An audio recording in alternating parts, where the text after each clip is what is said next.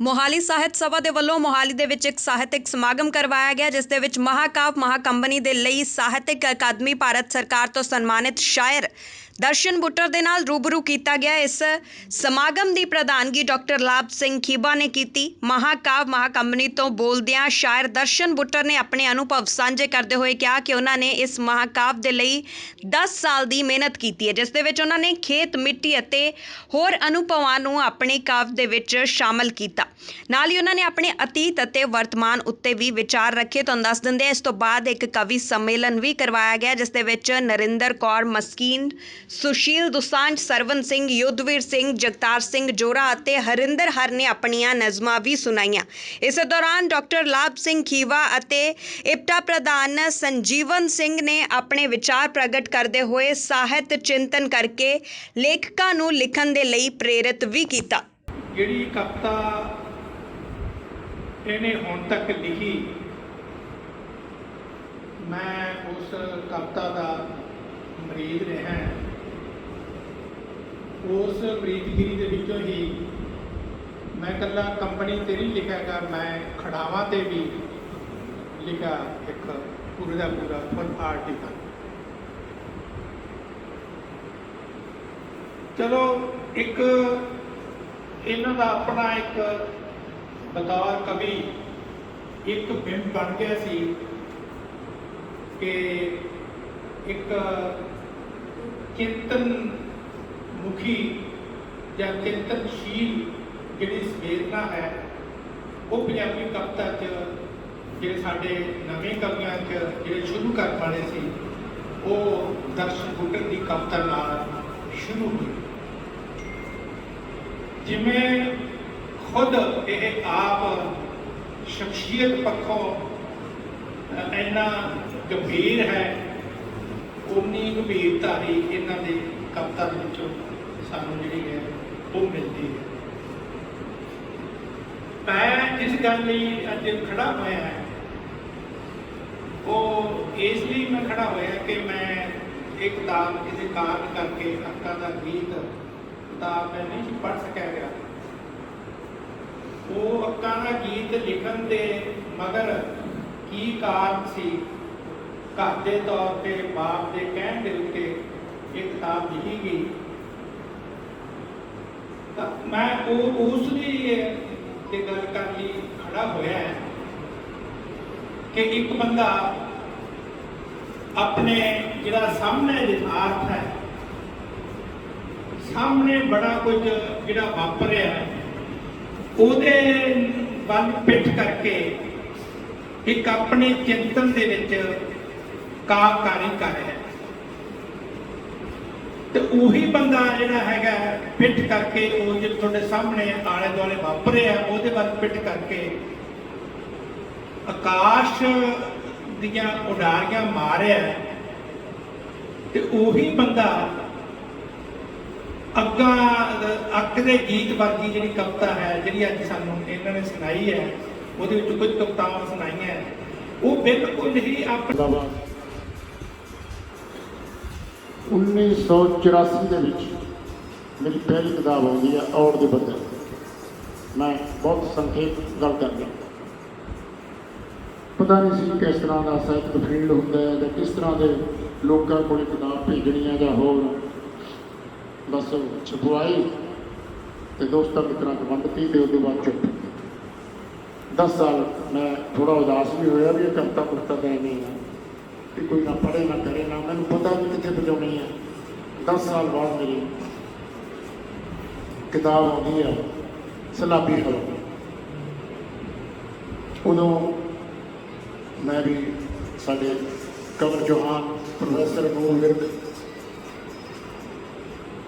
ਸੁਖਦੇਵ ਗਰੇਵਾਲ, ਗੁਰਦੇਵ ਮਿਰਦ ਨੇ ਸਾਡੇ ਨਾਭੇ ਸੀ ਤੇ ਮੈਨੂੰ ਲੈ ਜਾਂਦੇ ਸੀ।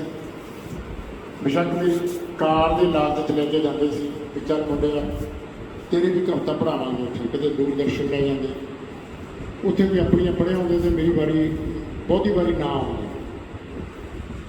ਕੋਈ ਗੱਲ ਨਹੀਂ, ਤੈਨੂੰ ਅਗਲੀ ਵਾਰੀ ਪੜ੍ਹਾਉਣਾ। ਫਿਰ ਸਾਹਿਬ ਨੇ ਕਹਿਣਾ ਕੋਈ ਨਹੀਂ, ਅਗਲੀ ਵਾਰੀ ਪੜ੍ਹਾਉਣਾ। ਚਲੋ ਹੁੰਦੀਆਂ ਰਹੇ। ਫਿਰ ਮੇਰੀ ਤੀਸਰੀ ਕਿਤਾਬ ਜਦੋਂ ਆਉਂਦੀ ਹੈ ਸ਼ਬਦ ਸ਼ਹਿਰ ਤੇ ਗਈ, ਫਿਰ ਮੇਰੀ ਗੱਲ ਤੁਰ ਲੱਗੀ ਪੰਜਾਬੀ ਕਵਿਤਾ ਦੇ ਵਿੱਚ। ਖੜਾਵਾਂ ਨੇ ਮੈਨੂੰ ਬਹੁਤ ਮਾਣ ਦਿੱਤਾ। ਖੜਾਵਾਂ ਦੀ ਚਰਚਾ ਬਹੁਤ ਹੋਈ, ਆਲੋਚਨਾ ਦੀਆਂ ਕਿਤਾਬਾਂ ਬਹੁਤ ਲਿਖੀਆਂ ਗਈਆਂ ਉਹਦੇ ਉੱਪਰ। ਬਸ ਉੱਥੋਂ ਖੜਾਵਾਂ ਤੋਂ ਮੇਰਾ ਜਿਹੜਾ ਅਸਲੀ ਸਫ਼ਰ ਕਵਿਤਾ ਦਾ ਓ ਮੇਰੇ ਬੇਲੀਆ ਢੋਲੀਆ ਢੋਲੀਆ, ਓ ਮੇਰੇ ਬੇਲੀਆ ਸਾਡਾ ਸੁੱਕਦਾ ਦੇਸ਼ ਜਗਾਉਂਦਾ ਜਾ, ਇੱਕ ਡੰਗਾ ਢੋਲ ਤੇ ਗਾਉਂਦਾ ਜਾ। ਢੋਲੀਆ ਢੋਲੀਆ ਕਹਿ ਮੈਂ ਕਾਨੂੰ ਦੇਸ਼ ਮੇਰੇ ਦੀਆਂ ਆਉਣਾ ਨਾਮੂ ਤੋ ਜਾ। ਕਹਿ ਮੈਂ ਕਾਨੂੰ ਦੇਸ਼ ਮੇਰੇ ਦੀਆਂ ਆਉਣਾ ਨਾਮੂ ਤੋ ਜਾ। ਕਹਿ ਸੂਰਜ ਨੂੰ ਸਾਡੇ ਦਰ ਤੇ ਕਿਰਨਾਂ ਦੀ ਰਤ ਛੋ ਜਾ। ਕਹਿ ਸੂਰਜ ਨੂੰ ਸਾਡੇ ਦਰ ਤੇ ਕਿਰਨਾਂ ਦੀ ਰਤ ਛੋ ਜਾ। ਬਦਲਾਂ ਨੂੰ ਨਗਰੀ ਨਗਰੀ ਸੁਖ ਦਾ ਮੀਂਹ ਬਰਸਾਉਂਦਾ ਜਾ, ਤੂੰ ਗਾਉਂਦਾ ਜਾ ਮੁਸਕਾਉਂਦਾ ਜਾ। ਢੋਲੀਆ ਢੋਲੀਆ ਓ ਮੇਰੇ ਬੇਲੀਆ, ਢੋਲੀਆ ਢੋਲੀਆ ਓ ਮੇਰੇ ਬੇਲੀਆ ਸਾਡਾ ਸੁਖੜਾ ਦੇਸ਼ ਜਗਾਉਂਦਾ ਜਾ, ਇੱਕ ਡੱਗਾ ਢੋਲ ਤੇ ਲਾਉਂਦਾ ਜਾ। ਢੋਲੀਆ ਢੋਲੀਆ ਜਾਗੇ ਮਿੱਟੀ ਜਾਗਣ ਫਸਲਾਂ ਜਾਗੇ ਹਰ ਪੰਜਾਲੀ। ਜਾਗੇ ਮਿੱਟੀ ਜਾਗਣ ਫਸਲਾਂ ਜਾਗੇ ਹਰ ਪੰਜਾਲੀ। ਜਾਗਣ ਗੋਰੇ ਲਾਕੇ ਕਾਲੇ ਪਾਲੀ ਨਾਲ ਹਰਿਆਲੀ। ਜਾਗਣ ਗੋਰੇ ਲਾਕੇ ਕਾਲੇ ਪਾਲੀ ਨਾਲ ਹਰਿਆਲੀ। ਜਾਗਣ ਬੱਚੇ ਬੁੱਢੇ ਨੱਡੇ ਜਾਗੇ ਹੋਰ ਜਗਾਉਂਦਾ ਜਾ, ਤੂੰ ਗਾਉਂਦਾ ਜਾ ਮੁਸਕਾਉਂਦਾ ਜਾ। ਢੋਲੀਆ ਓ ਢੋਲੀਆ ਓ ਮੇਰੇ ਬੇਲੀਆ, ਢੋਲੀਆ ਓ ਢੋਲੀਆ ਓ ਮੇਰੇ ਬੇਲੀਆ ਸਾਡਾ ਸੁਖੜਾ ਦੇਸ਼ ਜਗਾਉਂਦਾ ਜਾ, ਇੱਕ ਡੰਗਾ ਢੋਲ ਤੇ ਲਾਉਂਦਾ ਜਾ। ਢੋਲੀਆ ਓ ਢੋਲੀਆ ਸਾਰੀ ਦੁਨੀਆ ਜਾਗੀ ਮੇਰੇ ਦੇਸ਼ ਨੂੰ ਨੀਂਦਰ ਆਈ।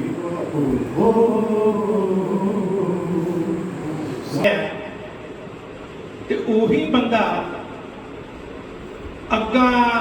ਅੱਗ ਦੇ ਗੀਤ ਵਰਗੀ ਜਿਹੜੀ ਕਵਿਤਾ ਹੈ, ਜਿਹੜੀ ਅੱਜ ਸਾਨੂੰ ਇਹਨਾਂ ਨੇ ਸੁਣਾਈ ਹੈ, ਉਹਦੇ ਵਿੱਚ ਕੁਝ ਕਵਿਤਾਵਾਂ ਸੁਣਾਈਆਂ, ਉਹ ਬਿਲਕੁਲ ਹੀ ਆਪਣੀ ਪਿੱਠ ਫੇਰ ਕੇ ਤੇ ਯਥਾਰਥ ਦੇ ਵੱਲ ਜਿਹੜਾ ਕੁਝ ਸਾਡੇ ਸਮਾਜ ਦੇ ਵਿੱਚ ਵਾਪਰਦਾ ਹੈ ਉਹ ਲਿਖ ਰਿਹਾ ਬੰਦਾ, ਤੇ ਉਸ ਨੂੰ ਨਿਭਾਉਣਾ ਬਹੁਤ ਵੱਡੀ ਗੱਲ ਹੈਗੀ ਹੈ। ਮੈਂ ਗੁਰੂ ਨਾਨਕ ਦੇਵ ਜੀ ਦੀ ਬਾਣੀ ਤੋਂ ਵੀ ਕੁਝ ਸੋਚ ਰਿਹਾ ਸੀ ਕਿ ਗੁਰੂ ਨਾਨਕ ਦੇਵ ਜੀ ਇੱਕ ਪਾਸੇ ਜਪਜੀ ਸਾਹਿਬ ਲਿਖਦੇ ਆ, ਇੱਕ ਬੜੀ ਹੀ ਚਿੰਤਨਸ਼ੀਲ ਇੱਕ ਜਿਹੜੀ ਬਾਣੀ ਹੈ ਜਾਂ ਕਵਿਤਾ ਉਹ ਲਿਖਦੇ ਆ। ਇੱਕ ਪਾਸੇ ਗੁਰੂ ਨਾਨਕ ਦੇਵ ਜੀ ਇਹ ਜਿਹੇ ਵੀ ਸ਼ਬਦ ਲਿਖਦੇ ਆ, ਬਾਣੀ ਲਿਖਦੇ ਆ ਕਿ ਭੈਣੇ ਸਾਵਣ ਆਇਆ, ਇਹ ਜਿਹੀ ਬਾਣੀ ਵੀ ਲਿਖਦੇ ਹੈਗੇ। ਜਾਂ ਏਤੀ ਮਾਰ ਪਈ ਕੁਰਲਾਣੇ ਤੈ ਕੀ ਦਰਦ ਨਾ ਆਇਆ, ਇਹ ਜਿਹੀ ਜਿਹੜੀ ਪੀੜੀਕਲ ਕਵਿਤਾ ਉਹ ਵੀ ਲਿਖਦੇ ਹੈਗੇ ਆ। ਸੋ ਇਸ ਤਰ੍ਹਾਂ ਦੀ ਜਿਹੜੀ ਤੁਹਾਡੇ ਕੋਲੇ ਇਸ ਤਰ੍ਹਾਂ ਦੀ ਜਿਹੜੀ ਦ੍ਰਿਸ਼ਟੀ ਹੋਵੇ ਤਾਂ ਉਸ ਕਵੀ ਦੇ ਕੋਲ ਬਹੁਤ ਸਾਰੀਆਂ ਸੰਭਾਵਨਾਵਾਂ ਹੋਣਗੀਆਂ। ਸਾਡੀ ਕਵਿਤਾ ਦੀ ਵੀ ਸੰਭਾਵਨਾਵਾਂ ਹੁੰਦੀਆਂ। ਮੈਨੂੰ ਇਹ ਡਰ ਲੱਗ ਰਿਹਾ ਸੀ ਕਿ ਜਿਹੜਾ ਇਹ ਅੱਕਾਂ ਦਾ ਗੀਤ ਇਹ ਪੇਸ਼ ਕਰ ਰਿਹਾ ਹੈ, ਅਸਲ ਵਿੱਚ ਇਹ ਪਿੰਡ ਦਾ ਗੀਤ ਹੈ। ਤੇ ਜਦੋਂ ਤੁਸੀਂ ਪਿੰਡ ਦਾ ਗੀਤ ਪੇਸ਼ ਕਰ ਰਹੇ ਹੋ ਤਾਂ ਉਸ ਗੀਤ ਨੂੰ ਤੁਸੀਂ ਨਜ਼ਮ ਦੇ ਵਿੱਚ ਬੰਨ੍ਹਦੇ ਹੋ। ਇਹ ਬਹੁਤ ਘੱਟ ਸਾਡੀ ਪੰਜਾਬੀ ਕਵਿਤਾ ਦੇ ਵਿੱਚ ਹੈ ਕਿ ਤੁਸੀਂ ਇੱਕ ਪਿੰਡ ਦੀ ਜ਼ਿੰਦਗੀ, ਗੀਤ ਵਰਗੀ ਜ਼ਿੰਦਗੀ, ਜਿਨ੍ਹਾਂ ਨੂੰ ਸਾਡੇ ਲੋਕ ਗੀਤਕਾਰਾਂ ਨੇ ਜਾਂ ਲੋਕ ਗਾਇਕਾਂ ਨੇ ਗਾਉਣਾ ਸੀ, ਉਸ ਨੂੰ ਇੱਕ ਕਵੀ ਦਰਸ਼ਨ ਬੁੱਟਰ ਵਰਗਾ ਕਵੀ ਜਿਹੜਾ ਹੈ ਉਸ ਨੂੰ ਨਜ਼ਮ ਦੇ ਵਿੱਚ ਬੰਨ੍ਹਦੇ। ਇਹ ਬਹੁਤ ਵੱਡੀ ਇੱਕ ਇਹਨਾਂ ਦੀ ਆਪਣੀ ਪ੍ਰਤਿਭਾ ਦੀ ਇੱਕ ਵੱਡੀ ਸੰਭਾਵਨਾ ਹੈ। ਸੰਭਾਵਨਾ ਤੋਂ ਉਦੋਂ ਇਸ ਕਰਕੇ ਵੀ ਹੈਗੀ ਹੈ ਕਿ ਜਦੋਂ ਇਹ ਪਿੰਡਾਂ ਦੀ ਜ਼ਿੰਦਗੀ ਦੇ ਬਾਰੇ ਗੱਲ ਕਰਦਾ ਹੈ ਤਾਂ ਮੈਨੂੰ ਫਿਰ ਇੱਕ ਤਿਲਕਣਬਾਜ਼ੀ ਦਾ ਡਰ ਲੱਗ ਰਿਹਾ ਸੀ ਕਿ ਇਹ ਏਰਵੇ ਵੱਲ ਜਾਏਗਾ। ਜਦੋਂ ਅਸੀਂ ਆਪਣੇ ਆਲੇ ਦੁਆਲੇ ਪਿੰਡਾਂ ਦੀ ਗੱਲ ਕਰਦੇ ਹਾਂ ਤਾਂ ਸਾਡੀ ਬਹੁਤੀ ਕਵਿਤਾ ਜਿਹੜੀ ਹੈ ਉਹ ਏਰਵੇ ਵੱਲ ਚਲੀ ਜਾਂਦੀ ਹੈ।